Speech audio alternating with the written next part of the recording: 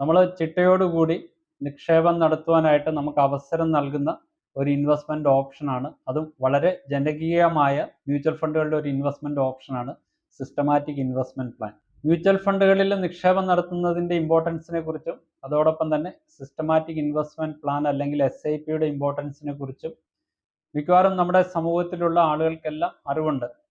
കേരളത്തിൻ്റെ ഒരു കേസ് എടുത്ത് നോക്കിയാൽ നമ്മൾ ലിറ്ററസിയുടെ കാര്യത്തിൽ അല്ലെങ്കിൽ സാക്ഷരതയുടെ കാര്യത്തിൽ മുന്നിലാണെങ്കിൽ തന്നെയും എന്നാൽ ഫൈനാൻഷ്യൽ ലിറ്ററസി അല്ലെങ്കിൽ സാമ്പത്തിക സാക്ഷരതയുടെ കാര്യത്തിൽ നമ്മുടെ കേരളം വളരെ പിന്നിലായിരുന്നു മറ്റുള്ള സംസ്ഥാനങ്ങളെ കമ്പയർ ചെയ്ത് നോക്കുമ്പോൾ. എന്നാൽ റീസെൻ്റ് ആയിട്ടുള്ള ചില ഡേറ്റകളുടെ അടിസ്ഥാനത്തിൽ നമ്മുടെ കേരളത്തിൽ നിന്ന് സ്റ്റോക്ക് മാർക്കറ്റിലും ഷെയർ മാർക്കറ്റിലും അതേപോലെ മ്യൂച്വൽ ഫണ്ടുകളിലുമുള്ള നിക്ഷേപം മറ്റുള്ള വർഷങ്ങളെ കമ്പയർ ചെയ്ത് നോക്കുമ്പോൾ ഒരുപാട് കൂടിയിട്ടുണ്ട്. ഇത് കാണിക്കുന്നത് നമ്മുടെ കേരളത്തിലുള്ള വ്യക്തികളുടെ ഇടയിലും സാമ്പത്തിക സാക്ഷരത കൂടി വരുന്നു എന്നുള്ളതാണ്. മ്യൂച്വൽ ഫണ്ടുകളെ കുറിച്ചും SIPകളെ കുറിച്ചും നമ്മൾ ഒരുപാട് പറയുന്നുണ്ട്, അല്ലെങ്കിൽ ഇതേപോലുള്ള കാര്യങ്ങൾ നമ്മുടെ സാധാരണക്കാരായിട്ടുള്ള ആളുകൾ കേട്ടുകൊണ്ടിരിക്കുന്നുണ്ട്. അപ്പം അതിൻ്റെ ബേസിസിൽ പല വ്യക്തികളും മ്യൂച്വൽ ഫണ്ടുകളിൽ ഇൻവെസ്റ്റ്മെന്റ് സ്റ്റാർട്ട് ചെയ്തിട്ടുണ്ട്, മ്യൂച്വൽ ഫണ്ടുകളിൽ SIP സ്റ്റാർട്ട് ചെയ്തിട്ടുണ്ട്. പക്ഷേ ഇതിൻ്റെ റിസ്ക് റിലേറ്റഡ് ആയിട്ടുള്ള കാര്യങ്ങൾ മനസ്സിലാക്കാതെയാണ് ഒട്ടുമിക്ക ആളുകളിലും ഇത് നിക്ഷേപം നടത്തുന്നത്. സ്റ്റോക്ക് മാർക്കറ്റിൽ വരുന്ന ചേഞ്ചസുകൾ ഈവൻ ഒരു ദിവസമോ 2 ദിവസമോ ഒരാഴ്ചയോ കണ്ടിന്യൂസ് ആയിട്ട് സ്റ്റോക്ക് മാർക്കറ്റ് ഡൗൺവേർഡ് ട്രെൻഡിലേക്ക് പോകുമ്പോൾ ആളുകൾ പാനിക്കാകുകയും അവർ നടത്തുന്ന SIP നിക്ഷേപങ്ങൾ പിൻവലിക്കുകയോ അല്ലെങ്കിൽ അത് സ്റ്റോപ്പ് ചെയ്യുകയോ ചെയ്യുന്ന ഒരു പ്രവണത നമ്മുടെ ആളുകളുടെ ഇടയിൽ കണ്ടുവരുന്നുണ്ട്. SIP നിക്ഷേപങ്ങൾ പിൻവലിക്കുന്നത് പല കാരണങ്ങൾ കൊണ്ടാവാം. ഒന്ന്, ഞാൻ ആദ്യമേ പറഞ്ഞതുപോലെ തന്നെ സ്റ്റോക്ക് മാർക്കറ്റിൽ ഉണ്ടാകുന്ന ഇടിവ് സംബന്ധിച്ച് പാനിക്കായിട്ട് ആളുകൾ പണം വിഡ്രോ ചെയ്യുന്നു. രണ്ടാമത്, പല വ്യക്തികളും SIPകളിൽ നിക്ഷേപം ഇടയ്ക്ക് വെച്ച് നിർത്തുന്നതോ അല്ലെങ്കിൽ പലപ്പോഴും മിസ്സാകുന്നതിൻ്റെ ഒരു കാര്യം എന്ന് പറയുന്നത് ഫൈനാൻഷ്യൽ ആയിട്ടുള്ള പ്രശ്നങ്ങൾ തന്നെയാണ്. ഇങ്ങനെയുള്ള പ്രശ്നങ്ങളുള്ള വ്യക്തികൾ മ്യൂച്വൽ ഫണ്ടുകളിൽ SIP സ്റ്റാർട്ട് ചെയ്യുമ്പോൾ നിങ്ങൾക്ക് ഒരു മാസം നിങ്ങൾക്ക് കൊടുക്കാൻ പറ്റാവുന്ന എമൗണ്ടിന് മാത്രം SIP സ്റ്റാർട്ട് ചെയ്യുക. അപ്പം ഇൻ ബിറ്റ്വീൻ നിങ്ങളുടെ മ്യൂച്വൽ ഫണ്ടിൻ്റെ SIP നിന്നു പോവുകയോ പണം ഇല്ലാതെ വരികയോ ചെയ്തു കഴിഞ്ഞാൽ അതിന് ഒരുപാട് ഇംപ്ലിക്കേഷൻസ് ഉണ്ട്. ഒന്നാമത്തെ പ്രശ്നം എന്ന് പറയുന്നത്, നിങ്ങൾ മ്യൂച്വൽ ഫണ്ടുകളിൽ SIP നടത്തുമ്പോൾ നിങ്ങൾ കൊടുക്കുന്ന സ്റ്റാൻഡിങ് ഇൻസ്ട്രക്ഷൻസ് അല്ലെ ഓട്ടോ പേയ്മെൻറ്റ് ഇൻസ്ട്രക്ഷൻസ് ഇതൊരു ചെക്ക് നിങ്ങൾ കൊടുക്കുന്നത് പോലെയാണ്.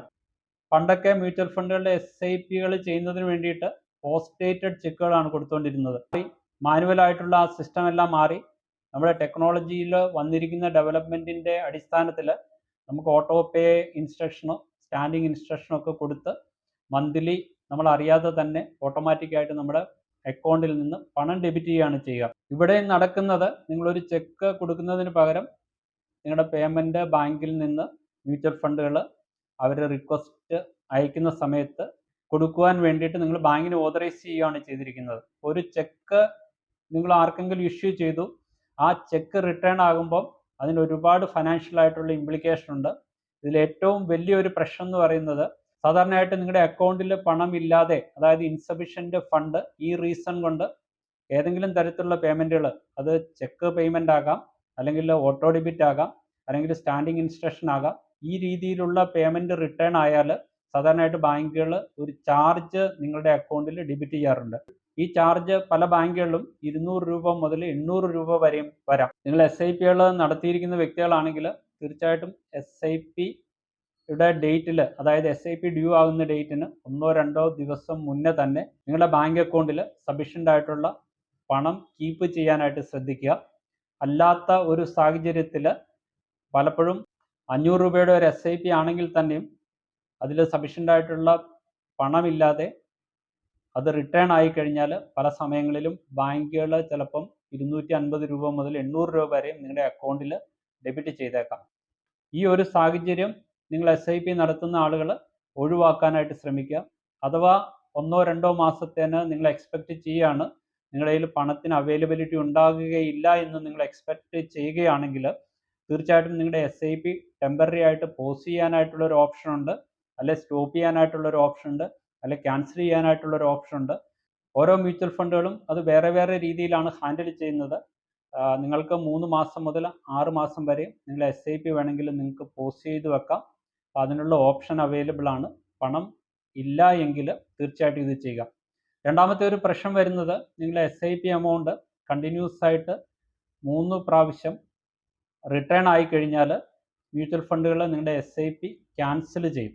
ഇങ്ങനെ നിങ്ങളൊരു SIP നടത്തിയ ഒരു വ്യക്തിയാണ്, നിങ്ങളൊരു ലോങ് ടൈം ഇൻവെസ്റ്ററാണ്, ഒരു പർട്ടിക്കുലർ ഗോൾ അച്ചീവ് ചെയ്യുന്നതിന് വേണ്ടിയിട്ടാണ് നിങ്ങൾ SIP നടത്തുന്നതെങ്കിൽ തീർച്ചയായിട്ടും നിങ്ങളുടെ SIP എമൗണ്ട് ഇടയ്ക്കിടെ ഇങ്ങനെ മുടങ്ങിക്കൊണ്ടിരുന്നാൽ നിങ്ങളുടെ ഫിനാൻഷ്യൽ ഗോൾ നിങ്ങൾക്ക് അച്ചീവ് ചെയ്യാൻ പറ്റില്ല.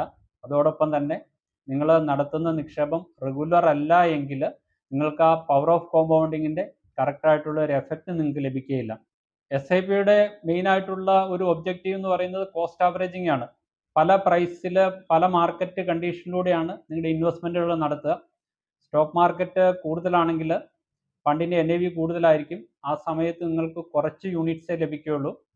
എന്നാൽ സ്റ്റോക്ക് മാർക്കറ്റ് ഡൗൺ ആകുന്ന സാഹചര്യത്തിൽ, ഇപ്പം കഴിഞ്ഞ 2-3 മാസമായിട്ട് നമ്മൾ കണ്ടുകൊണ്ടിരിക്കുന്ന ഒരു സാഹചര്യത്തിൽ നിങ്ങൾ നടത്തുന്ന SIP നിക്ഷേപത്തിന് നിങ്ങൾക്ക് കൂടുതൽ യൂണിറ്റുകൾ ലഭിക്കുകയും അതോടൊപ്പം തന്നെ നിങ്ങളുടെ കോസ്റ്റ് റെഡ്യൂസ് ആവുകയും ചെയ്യും. തുടർന്ന് മാർക്കറ്റ് സ്റ്റെബിലൈസ് ചെയ്ത് മുകളിലോട്ട് പോകുന്ന ഒരു സാഹചര്യത്തിൽ നിങ്ങൾ കുറഞ്ഞ NAVക്ക് നടത്തിയിരിക്കുന്ന നിക്ഷേപങ്ങൾക്ക് കൂടുതൽ അപ്രീസിയേഷൻ ലഭിക്കുകയും കൂടുതൽ ഗെയിൻ ലഭിക്കുകയും ചെയ്യും. അപ്പോൾ തീർച്ചയായിട്ടും നിങ്ങളുടെ SIP ഇൻ ബിറ്റ്വീൻ മുടങ്ങിയാൽ ഇതേപോലെയുള്ള അവസരങ്ങളെല്ലാം നിങ്ങൾക്ക് നഷ്ടമാകും. ഇതേപോലെ യൂസ്ഫുൾ ആയിട്ടുള്ള 1100-ൽ കൂടുതൽ വീഡിയോകൾ നമ്മുടെ യൂട്യൂബ് ചാനലിൽ പോസ്റ്റ് ചെയ്തിട്ടുണ്ട്. നിങ്ങൾക്ക് സമയം കിട്ടുമ്പോൾ നമ്മുടെ ചാനൽ വിസിറ്റ് ചെയ്ത് ആ വീഡിയോകൾ കാണുവാനായിട്ട് ശ്രമിക്കുക. നിങ്ങൾ ഈ ചാനൽ സബ്സ്ക്രൈബ് ചെയ്തിട്ടില്ല എങ്കിൽ സബ്സ്ക്രൈബ് ചെയ്യുകയും ഈ വീഡിയോ ലൈക്ക് ചെയ്യുകയും മറ്റുള്ളവരുടെ അറിവിലേക്ക് വേണ്ടിയിട്ട് ഷെയർ ചെയ്യുകയും ചെയ്യുക. Savings, investment, financial planning, tax planning, insurance planning, retirement planning, estate planning ഇതേപോലെയുള്ള കാര്യങ്ങൾ ഡിസ്കസ് ചെയ്യുന്നതിന് വേണ്ടിയിട്ട് സ്മാർട്ട് വെൽത്ത് പ്ലാനിംഗ് എന്ന പേരിൽ ഒരു ടെലഗ്രാം ഗ്രൂപ്പ് ഓപ്പൺ ചെയ്തിട്ടുണ്ട്. നിങ്ങൾക്ക് ആ ഗ്രൂപ്പിൽ അംഗമായി ചേരുവാനായിട്ട് താല്പര്യമുണ്ടെങ്കിൽ ഇപ്പോൾ ഈ സ്ക്രീനിൽ കാണുന്ന വാട്സപ്പ് നമ്പറിലേക്ക് സ്മാർട്ട് എന്ന് ടൈപ്പ് ചെയ്ത് ഒരു മെസ്സേജ് അയയ്ക്കുക. അതുകൂടാതെ തന്നെ ഈ വീഡിയോയുടെ ഡിസ്ക്രിപ്ഷൻ ബോക്സിൽ ആ ഗ്രൂപ്പിൽ ചേരുന്നതിനുള്ള ലിങ്ക് കൊടുത്തിട്ടുണ്ട്. നിങ്ങളുടെ സ്മാർട്ട് ഫോണിൽ നിന്ന് ഡയറക്റ്റായിട്ട് നിങ്ങൾക്ക് ടെലഗ്രാം ആപ്ലിക്കേഷൻ നിങ്ങളുടെ മൊബൈൽ ഫോണിൽ ഡൗൺലോഡ് ചെയ്തിട്ടുള്ള വ്യക്തികളാണെങ്കിൽ ഡയറക്റ്റായിട്ട് ആ ഗ്രൂപ്പിൽ ജോയിൻ ചെയ്യാനായിട്ട് പറ്റും. ലോങ് ടേമിലേക്ക് നമ്മൾ നിക്ഷേപങ്ങൾ നടത്തിയാൽ ഏറ്റവും ഇമ്പോർട്ടൻ്റ് ആയിട്ടുള്ള ഒരു കാര്യം എന്ന് പറയുന്നത് പവർ ഓഫ് കോമ്പൗണ്ടിങ് ആണ്.